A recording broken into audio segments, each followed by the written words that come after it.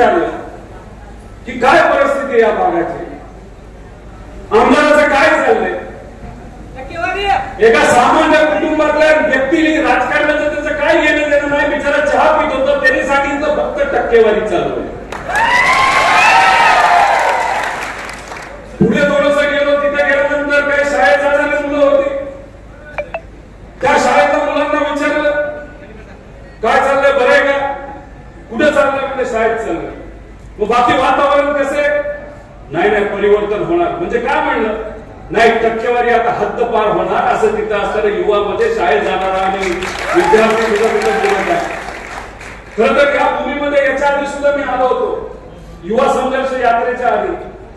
इथं असणाऱ्या आमदारांच्या मतदारसंघामध्ये त्यांचं एक आरोग्य शिबिर होतं, त्या कार्यक्रमासाठी आलो होतो. त्यावेळेस त्यांच्याशी संवाद साधत असताना स्वभाव अतिशय साधा, मवाळ, चांगला असा मला वाटत होता.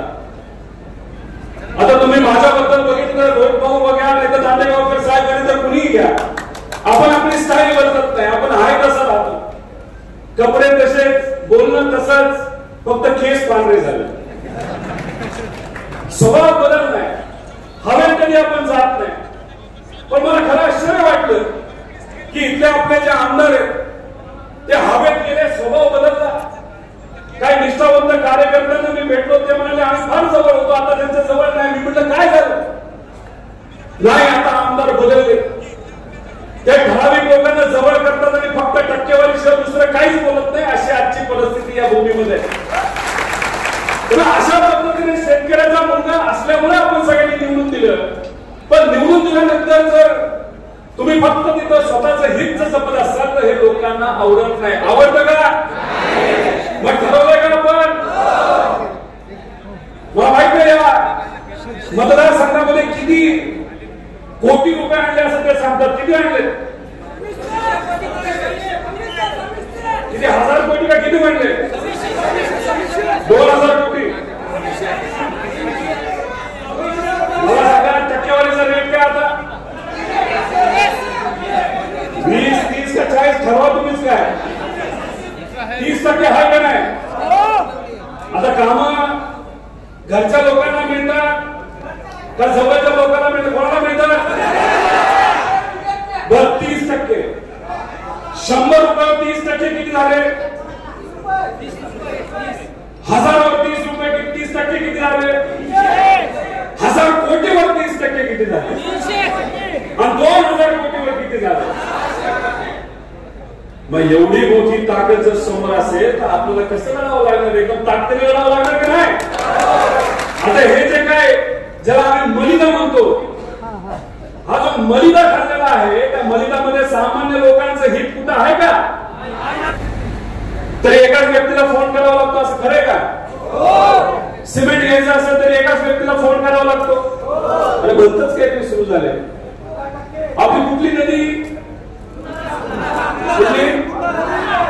त्या नदीमध्ये काय खूप सारं, पण आता जरा जास्तच खोल झालेली दिसते नदी. काय कारण त्याचं, कुणी उकळलं,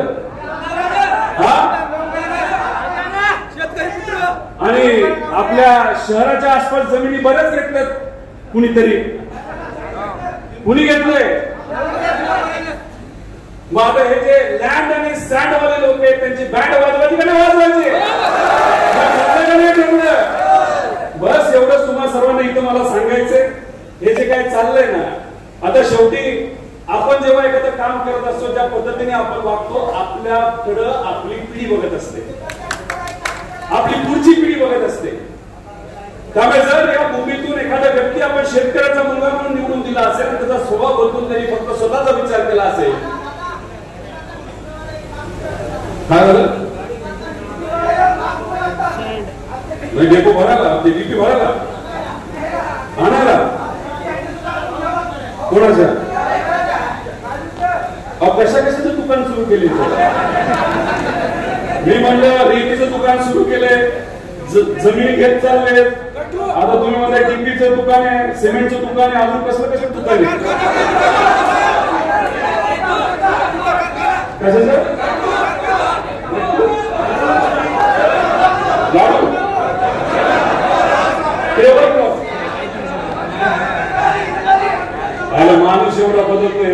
उतरवायचं. माणूस असा बदलला असेल तर आपल्याला काय करायचं, आमदार बदलायचा का नाही बदलायचा. त्यामुळे आपल्याला कोणाच्या पाठीमागे उभं राहायचंय. आता कसं आहे, उद्या जाऊन ते काय बोलतील, आता उद्या जाऊन मोठे मोठे नेते येतील, आम्ही हे करू ते करू.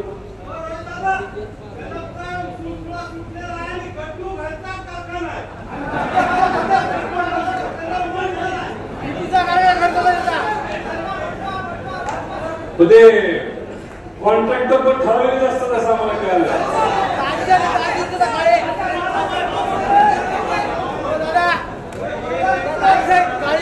काय झालं,